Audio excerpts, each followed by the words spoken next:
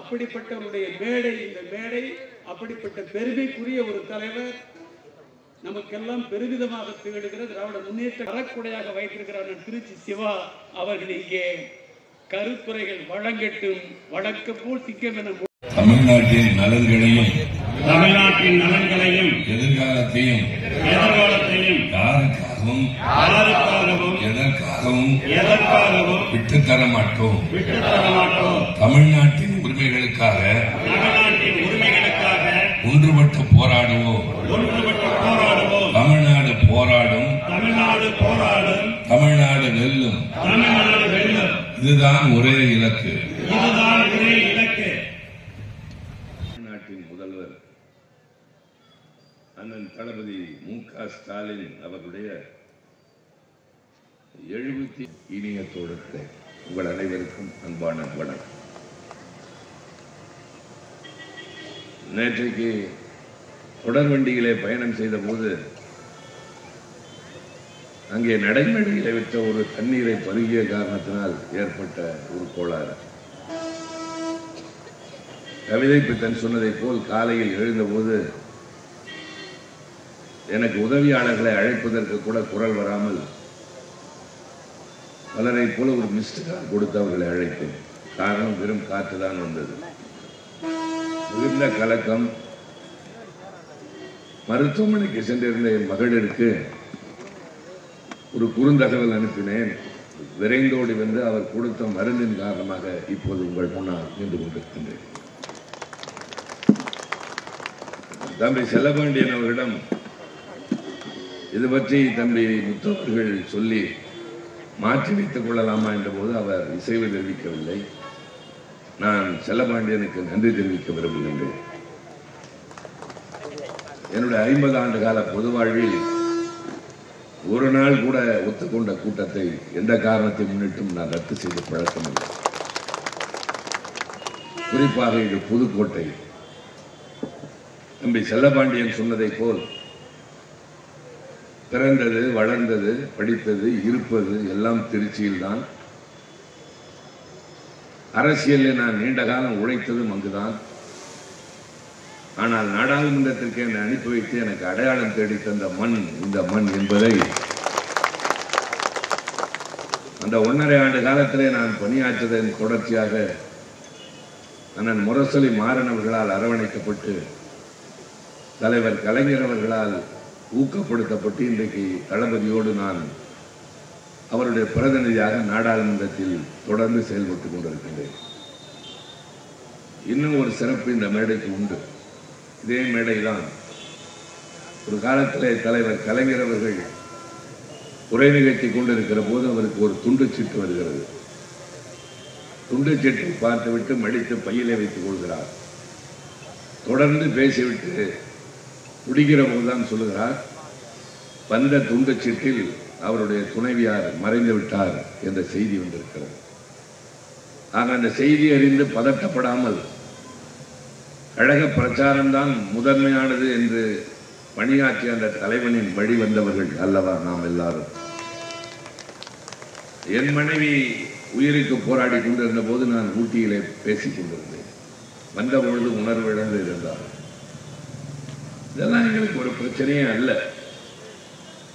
திராவிட முன்னேற்ற கழகம் என்கின்ற இந்த இயக்கம் வெறும் ஒரு அரசியல் கட்சி அல்ல. இது இந்திய வானின் ஒரு தனிப்பெரும் துருவமாக திகழ்ந்து கொண்டிருக்கின்றது.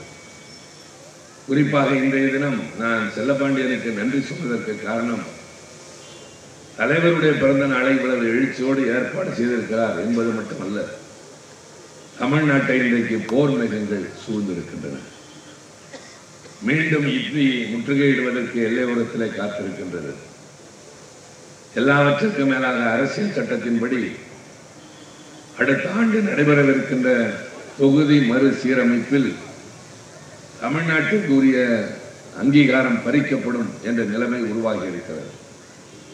இன்று காலை கழக தலைவர் அவர்கள் தமிழக முதல்வர் என்ற அடிப்படையில் அனைத்து கட்சி கூட்டம் 53 கட்சிகள் பங்கேற்ற ஒரு கூட்டத்தை நடத்தி அத்தனை பேருடைய ஒப்புதலோடு தீர்மானத்தை நிறைவேற்றி இருக்கின்றார். தொடர்ந்து கூட இருக்கின்ற நாடாளுமன்றத்தில் நாங்கள் எல்லாம் அங்கே இது குறித்து பேச இருக்கிறோம், விளங்க இருக்கிறோம், தமிழ்நாட்டின் உரிமைகளை பாதுகாக்க இருக்கின்றோம். முடிந்தவரை நான் பேசுகின்ற இந்த நேரத்தில் சில முக்கியமானவற்றை மட்டும் சொல்ல விரும்புகின்றேன். தலைவர் கலைஞர் அவர்கள் அறிஞர் அண்ணாவுக்கு பின்னால் முதலமைச்சராக பொறுப்பேற்றார். அண்ணா அவர்கள் முதலமைச்சராக பொறுப்பேற்று ஒரு கடிதம் எழுதினார் காஞ்சி இதழில் பொங்கல் மலருக்கு. ஆனால் பலருக்கு தெரியாது அதுதான் அண்ணா எழுதிய கடைசி கடிதம் என்று. அதில் அண்ணா எழுதுகிற போது சொன்னார், தம்பி, உனக்கு எனக்கு ஒரு நல்ல உறவு இந்த கடிதத்தின் மூலமாகத்தான் இருந்தது. நான் முதலமைச்சர் பொறுப்பேற்றதற்கு பின்னால் அதன் மூலமாக உரையாடுவதற்கான வாய்ப்பு இல்லாமலே போய் என்னை மிகவும் வருத்தத்தில் ஆழ்த்தியிருக்கிறது. அது மட்டுமல்ல, உன் அண்ணன் பதவி பிடித்து அலைகிறவன் அல்ல என்பதும் உனக்கு தெரியும். நான் இன்றைக்கு முதலமைச்சர் என்ற நாற்காலியில் அமர்ந்திருக்கிறேன். எப்படிப்பட்ட நாற்காலி தெரியுமா? பெயரளவிற்கு கூட்டாட்சி என்று மட்டுமே இருந்து கொண்டு மெல்ல மெல்ல மெல்ல மத்திய அரசு மேலும் பலப்படுத்துகிற ஒரு அரசியல் சட்டத்தின் கீழ் முதலமைச்சராக இருக்கிறோமே என்ற ஆதங்கம் என்னை நாடும் வாட்டிக் கொண்டிருக்கின்றது. எனவே மாநிலங்கள் உரிய அதிகாரம் பெறுகிற வரை போராட வேண்டிய அவசியமும் அதற்கு மக்களை தயார் செய்ய வேண்டிய கடமையும் நமக்கு இருக்கிறது என்று எழுதிய அந்த கடிதம் அண்ணாவின் உயில் என்று அழைக்கப்பட்டது. அவரை தொடர்ந்து முதலமைச்சராக பொறுப்பேற்ற கலைஞர் அவர்கள் முதல் முறையாக மரியாதை நிமித்தமாக டெல்லி சென்று பிரதமரை சந்தித்துவிட்டு பத்திரிகையாளர்களை சந்தித்த நேரத்தில் சொன்னார், என் அரசினுடைய முதல் கடமை மத்திய மாநில அரசினுடைய உறவுகளை ஆராய்வதற்கென்று ஒரு குழு அமைத்து அதன் அடிப்படையிலே வெற்றி பெறுவதற்கு போராடுவதுதான் என்று சொல்லி தமிழ்நாட்டிலே வந்து சென்னை உயர்நீதிமன்றத்தின் ஓய்வு பெற்ற தலைமை நீதிபதி ராஜமன்னார் அவர்கள் தலைமையிலே இன்னொரு நீதிபதி சந்திரா ரெட்டி, லட்சுமணசாமி என்ற மிகப்பெரிய கல்வி தந்தை, சென்னை பல்கலைக்கழகத்தின் துணைவேந்தராக இருந்தவர், இவர்களை கொண்டு ஒரு குழு அமைத்து அந்த குழு ஆய்வு செய்து ஒரு அறிக்கை தந்தது. அந்த குழுவினுடைய அறிக்கையை அப்படியே ஏற்றுக்கொள்ளவில்லை. கொஞ்சம் நன்றாக நீங்கள் கவனிக்க வேண்டும். சில முக்கியமான தகவல்களை நான் பகிர்ந்து கொள்ள வேண்டியிருக்கிறது. இன்றைய தினம் நான் பேசுவதற்கு நிறைய செய்திகள் இருக்கின்றன. சூழ்நிலை இடம் தருகிறவரை நான் நிச்சயமாக பேசுவேன். முடியாது என்ற பாதையில் நான் கிளம்புகின்ற ஆள் அல்ல என்பதும் உங்களுக்கு எல்லாம் தெரியும். அந்த ராஜமன்னார் குழு தந்த அறிக்கையினை திராவிட முன்னேற்ற கழகத்தின் செயற்குழுவிலை வைத்து விவாதித்தார்கள். அதற்கு பின்னால் மறைந்த அண்ணன் செழியன், அண்ணன் முரசொலி மாறன் ஆகியோருடைய தலைமையில் ஒரு குழு அமைத்து அந்த குழு அந்த அறிக்கையை ஆய்வு செய்து சில பரிந்துரைகளை தந்தது. இந்த பரிந்துரைகள்லாம் ஒன்று சேர்த்து தமிழ்நாட்டு சட்டப்பேரவையில் மாநில சுயாட்சி தீர்மானத்தை கலைஞர் நிறைவேற்றுகின்றார். அதை பற்றி நான் விரிவாக பேச இப்பொழுது எனக்கு நேரமில்லை. நிறைய தகவல்கள் உண்டு. அதை நிறைவேற்றி பேசுகிற போது கலைஞர் சொல்கிறார், என் வாழ்நாளின் ஒரு சரித்திரம் புகழ்மிக்க ஒரு நாள் இது, மறக்க முடியாத நாள், மாநில சுயாட்சி தீர்மானத்தை நிறைவேற்றுகிற நாள் என்று சொன்னார். உங்களில் பலருக்கு நினைவிருக்கும், கவிதை பித்தவன் போன்றவர்களுக்கெல்லாம் மற்றவர்களுக்கு சொல்லி பழக்கம் இருக்கும். தமிழ்நாடு என்று இந்த மாநிலத்திற்கு பெயர் மாற்றம் செய்து அதனுடைய விழாவை சென்னையிலே ராஜாஜி மண்டபத்துக்கு அருகிலே மிக விமர்சையாக கொண்டாடுகிறார்கள். அதில் பேசுகின்ற அண்ணா உடல்நலம் இருக்கின்றார், மருத்துவர்கள் செல்லக்கூடாது என்று சொல்லியிருக்கிறார்கள். அண்ணா சொல்கிறார், மாப்போசியும் ஆதித்தனாரையும் உட்கார வைத்துக் கொண்டு நான் இந்த பெரிய சாதனையை செய்திருக்கின்றேன். இதில் கலந்து கொள்ளாமல் நான் ஓய்வெடுத்து என்ன சாதிக்க போகிறேன் என்று சொல்லி அண்ணா உரையாற்றினார். அதுபோல கலைஞர் மாநில சுயாட்சி தீர்மானத்தை நிறைவேற்றுகிற போது ஒருவர் குறுக்கிட்டு பேசுகிறார். அவர் பெயர் ஜேம்ஸ் என்ற ஒரு சட்டமன்ற உறுப்பினர். என்ன கேட்டால் தெரியுமா, மாநிலங்களுக்கு அதிக அதிகாரங்கள் கேட்கிறீர்கள், ஒருவேளை மதவாதத்தை முன்னிறுத்துகிற ஜனசங்கம் போன்ற ஒரு கட்சி ஒரு மாநிலத்தை ஆள நேர்மையானால் விளைவுகள் என்னாகும் யோசித்தீர்களா என்று கேட்டார். அதற்கு கலைஞர் முதல்வர் என்ன பதில் சொன்னார் தெரியுமா? நீங்கள் ஒரு மாநிலத்தை பற்றி பேசுகிறீர்கள், ஒருவேளை அவர்களே இந்த நாட்டை ஆளுகின்ற நிலைமை வந்தால் என்ன செய்வீர்கள் என்று கேட்டார். அந்த ஜனசங்கம் தான் இன்றைய பாரதிய ஜனதா கட்சி, மறந்து விடாதீர்கள். தொலைநோக்கு பார்வையோடு கலைஞர் அன்றைக்கு சொன்னார். ஒருவேளை அப்படி நடந்தால் என்ன ஆகும் என்று கேட்டாரே, நடந்து கொண்டிருக்கின்றது. என்னென்ன வகையில் எல்லாம் முடியுமோ அந்தந்த வகையில் மாநிலங்களை நசுக்க முற்படுகின்றார்கள். நாங்கள் தொடர்ந்து போராடி கொண்டிருக்கிறோம்.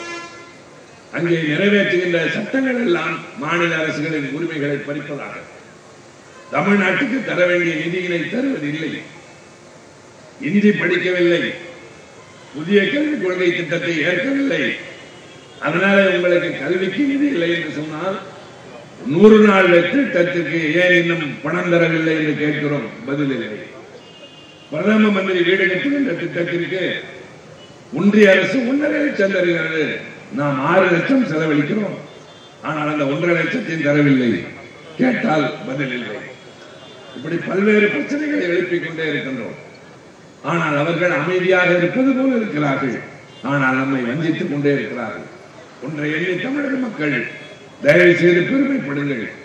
இப்படிப்பட்ட வேதனைகள் சூழ்கிற போது, சவால்கள் எதிர்கொள்கிற போது தளபதி மு.க. ஸ்டாலினை போல ஒரு வீரன் முதலமைச்சராக இருக்கிறார் என்பதுதான் அவருடைய பெருமை என்பதே. கலைஞரை போல் அவர் ஒரு போராளி என்பது. எந்த நாளும் அவர் பின்வாங்கியது இல்லை. இன்றைக்கு இந்தியாவை வியந்து பார்க்கிற ஒரு முதலமைச்சராக நம்முடைய முதலமைச்சர் தளபதி ஸ்டாலின் இருக்கிறார். நமக்கெல்லாம் பெருமையாக இருக்கிறது. எம்ஜிஆர் கட்சியை விட்டு பிரிந்த நேரத்தில் எங்களை போன்றவரெல்லாம் திமுகவில் தங்கினோம். பல பேர் அவருக்கு பின்னாலே சென்றார்கள். ஏன் நீங்கள் இவரோடு இருக்கிறீர்கள் என்று கேட்டபோது, ஒரு வீரன் தான் எங்களுக்கு தலைவராக இருக்க வேண்டும் என்று அன்றைக்கே சொன்னோம். 17-18 வயது. அதை கலைஞர் பல நேரங்களிலே நிலைநிறுத்தி இருக்கின்றார். அவருடைய அறிவாற்றல் எங்களை வழிநடத்தி இருக்கின்றது. அதுபோலத்தான் இன்றைக்கு நம்முடைய தளபதி அவர்கள். நான் இங்கே திரண்டிருக்கிற மக்களுக்காக சொல்வேன், எந்த நிலையிலும் எதையும் விட்டுக் கொடுக்க மாட்டோம். இந்த சூழ்நிலை ஏற்றோம் அல்லவா, அது வெறும் வாய் வார்த்தை அல்ல, சொன்னதை திருப்பி சொன்னது அல்ல, உங்கள் இதயத்தை பதிய வைத்துக் கொள்ள வேண்டியது. இங்கே வந்திருக்கக்கூடிய இளைஞர்கள் யாராவது நம்முடைய கட்சியை சாராதவர்கள் என்றால் அவர்களுக்கு சொல்லுவேன், இவ்வளவு இடர்பாடான சிலையும் எனக்கு இது நாள் வரை மேடையில் பேசுகிற போது இடையில் தண்ணீர் குடித்து கூட பழக்கம் இல்லை. ஆனால் இன்றைக்கு எல்லாம் விசித்திரமாகவே நடக்கிறது. நான் வந்தது ஓட்டு கேட்க அல்ல, என் படை வரிசைக்கு 10 சிப்பாய்கள் கிடைப்பார்களா என்று தேடி வந்திருக்கிறேன். இப்படிப்பட்டவர்களா இந்த இயக்கத்தில் இருக்கிறார்கள், இப்படிப்பட்ட காரியங்களா செய்கிறார்கள் என்று உணர்கிற போது தடம் மாறியோ திசை மாறியோ செல்கிற வாய்ப்பு இளைஞர்களுக்கு இருக்காது. அவளுக்கு இருக்கிற சரியான கூடாரம் என்பது திராவிட முன்னேற்ற கழகம் தான். அப்படி முதலமைச்சர் துணிச்சலோடு நிற்கிறார். ஒரு ஆளுநர் அஞ்சி ஓடுவது நம்முடைய முதலமைச்சரை பார்த்துதான். மற்ற மாநிலங்கள் எல்லாம் வித்தை காட்டுகிறார்கள். ஆனால் இங்கே முதலமைச்சர் சிரித்துக் கொண்டிருக்கிற போது அவர் தலைவிரிக்க ஓடுகின்ற காட்சியை பார்க்கிறீர்கள். காரணம், அவர் யார்? இன்றைய திராவிட பேரியக்கத்தின் ஒற்றை அடையாளம். ஒரு பெரிய பாரம்பரியத்தினுடைய ஒரே தலைவனாக இன்றைக்கு வரம் வருகின்றார். அதனால்தான் கூட்டணியிலே குழப்பம் என்றெல்லாம் சொன்னார்கள். 23 கட்சிகள் வந்து உறுதி அளித்தன அவருடைய பிறந்த நாள் விழாவின் போது, அத்தனை பேரும் உங்களோடு தான் என்று சொல்லிவிட்டு சென்றிருக்கிறார். அடுத்த தேர்தல் நமக்கு வெற்றிக்கிழம் என்பதை விட அதற்கு முன்னால் எதிர்கொள்ள வேண்டிய பிரச்சனைகள் நிரம்ப இருக்கின்றன. அதனால்தான் நான் மிகவும் ஆதங்கப்படுகிறேன்.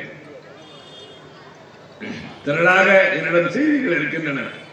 இங்கே இருக்கின்ற தோழர்களுக்கு சொல்வேன், ஒரு 3 செய்திகளை உங்கள் முன்னால் நான் எடுத்து வைக்கிறேன்.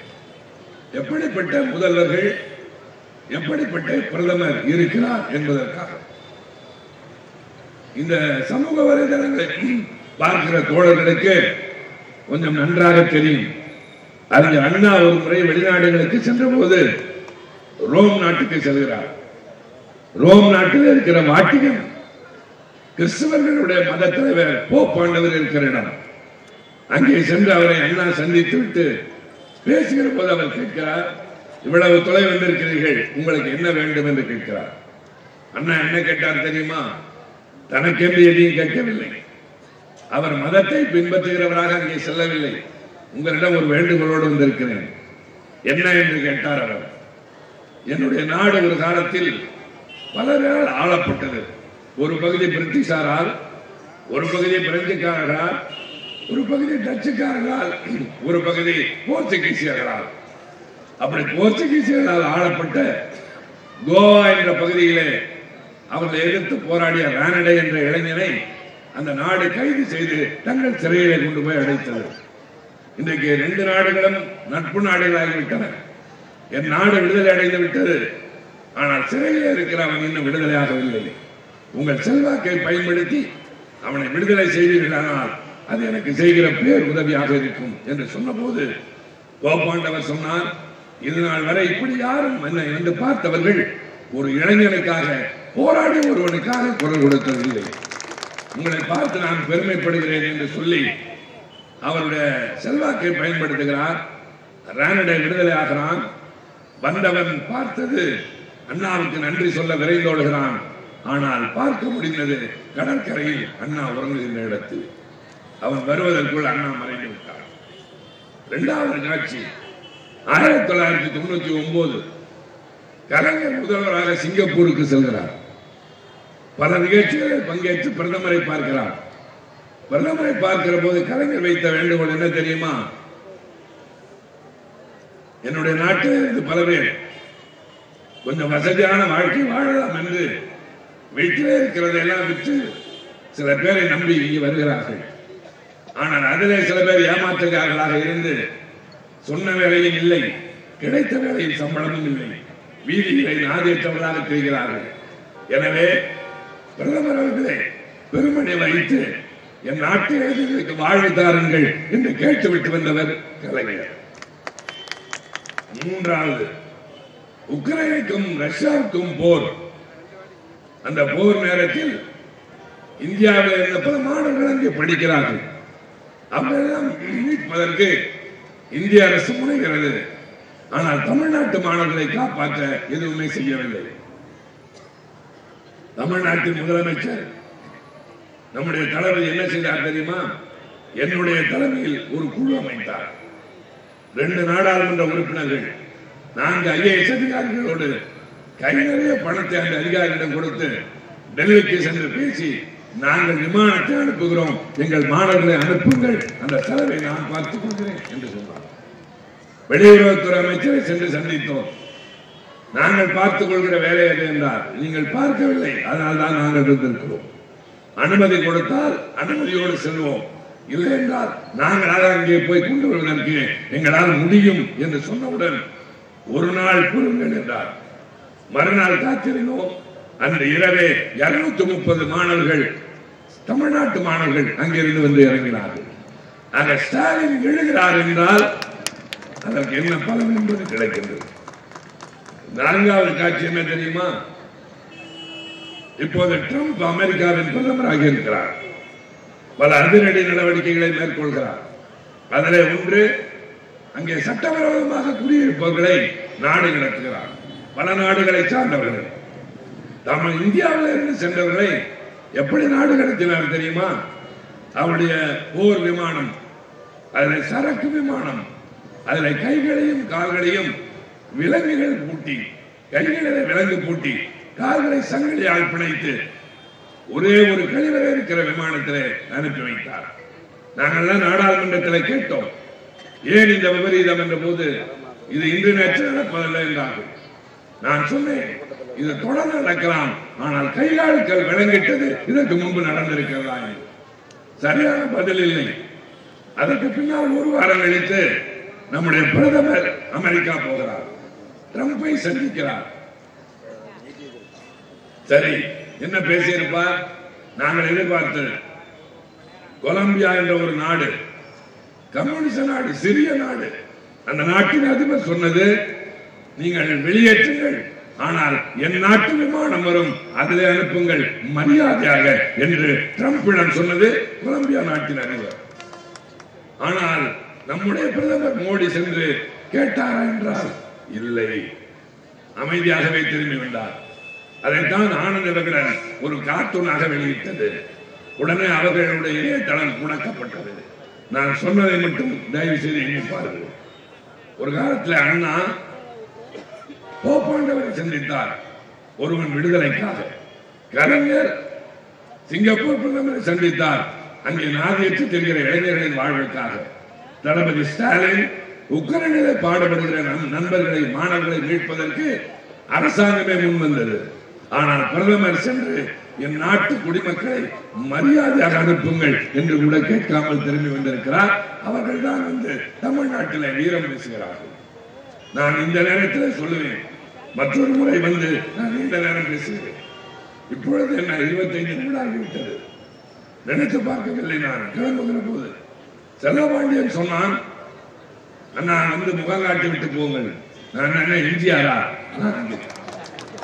நான் கலைஞருடைய தம்பி, அவராலே வளர்க்கப்பட்டவன், தளபதியோடு தோளோடு தோள் நின்று அன்றிலிருந்து இதுவரை அவரோடு பயணம் செய்பவன்.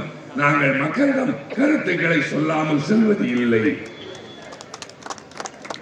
ஆனால் இன்றைக்கு என்ன நடக்கிறது? முதலமைச்சரை தாறுமாறாக விமர்சிக்கிறார்கள். பேசாமல் தான் இருக்கிறோம். இங்க இருக்கிற நம்முடைய ராம செல்வராஜோ, இங்க இருக்கிற மற்ற நண்பர்களோ, அசோக் குமார் எல்லாம் விட்டால் பேச மாட்டார்களா? பேசக்கூடாது என்று சொல்லி இருக்கிறோம். காரணம், நாங்கள் எல்லாம் வளர்வது அண்ணா அறிவாலயத்தில், அவர்கள் வருவது வேறு ஒரு ஆலயத்தில். அதனால மட்டும் மறைந்து பேசுகிறார்கள். ஆனால் பொறுத்து கொண்டு செல்கிறோம். ஏன்? நாங்கள் அரசாங்கம் நடத்துகிறோம் என்பது மட்டுமில்லை, தமிழ்நாட்டு மக்களின் பாதுகாவலர் திராவிட முன்னேற்ற கழகம். உங்களுக்கு ஒரு சிறு ஊர் கூட நேரக்கூடாது. ஒன்று மட்டும் சொல்லி நிறைவு செய்கிறேன். இந்த நாட்டு மக்கள் நடுத்தருக்கு வரக்கூடாது என்று தன் குடும்பத்தை நடுத்தரவிலை நிறுத்துகிறவன் திராவிட முன்னேற்ற கழகத்தில் மறந்து விடாதீர்கள். உங்களை வாழ வைப்பதற்கு தன் குடும்பத்தை மறக்கிற அவர்கள் உங்களுக்காக இருக்கிறார். நாங்கள் வேண்டுவதும் விரும்புவதும் உங்களுடைய பிரச்சனைகள் எதிர்காலத்தில் நிறைய இருக்கின்றன, ஆபத்துகள் சொல்கின்றன. ஆனால் நீங்கள் அஞ்ச வேண்டாம், அமைதியாக இருங்கள். உங்களுக்காக நாங்கள் இருக்கிறோம். காவலர்கள் விழித்திருந்தால் கல்வன் பயம் இல்லை. திராவிட முன்னேற்ற என்கிற காவலன் விழித்திருக்கிறான். ஸ்டாலின் என்ற அற்புதமான தலைவர் இருக்கிறார். எதிர்காலத்தில் இந்த இயக்கம் உங்களுக்கு பின்னால் இருக்கும். இந்த அளவாவது பேச முடிந்ததே. என் நேசத்துக்குரிய புதுக்கோட்டை வாழ் மக்களே, ஒரு நிமிடம் யோசியுங்கள். கிடைத்த நேரத்தில் நாட்டு மக்களுக்கு தேவையான கருத்துக்களை சொல்லியிருக்கிறோம், கடமைகளை சொல்லியிருக்கிறோம். இந்தியில இருந்து தமிழை, மொழியை காப்பாற்ற வேண்டும். வடமலத்திலிருந்து தென்குளத்தாரை பாதுகாக்க வேண்டும். தமிழ்நாட்டில் உள்ள உரிமைகள் பறிபோக கூடாது. 39 இடங்கள் நமக்கு 31ஆக குறையும். உத்தரப்பிரதேசத்துக்கு பீகாருக்கும் சேர்த்து 136 மாறும் என்றால் நாங்கள் ஒத்துக்கொள்ள முடியாது. எங்களையும் சரிசமமாக நடத்த நாங்கள் குடும்ப கட்டுப்பாடை முறையாக அமல்படுத்திய காரணத்தால் மக்கள் தொகை குறைந்திருக்கிறது. அவரை பின்பற்றாத காரணத்தால் மக்கள் தொகை கூடியிருக்கிறது. அதற்கு ஈடு நாங்களா என்று சொல்லி இன்றைக்கு தலைவர் போராடுகிறார். நான் நாடாளுமன்றத்திலே போராடுவேன். இன்னும் 4 நாட்களில் பாராளுமன்றம் கூட இருக்கிறது. வாழ்த்தி அனுப்புங்கள். நான் உங்களாலே வளர்ந்தவன், உங்களாலே வாழ பெற்றவன். இன்னும் சாதிக்க வாழ்த்துங்கள். நன்றி, வணக்கம்.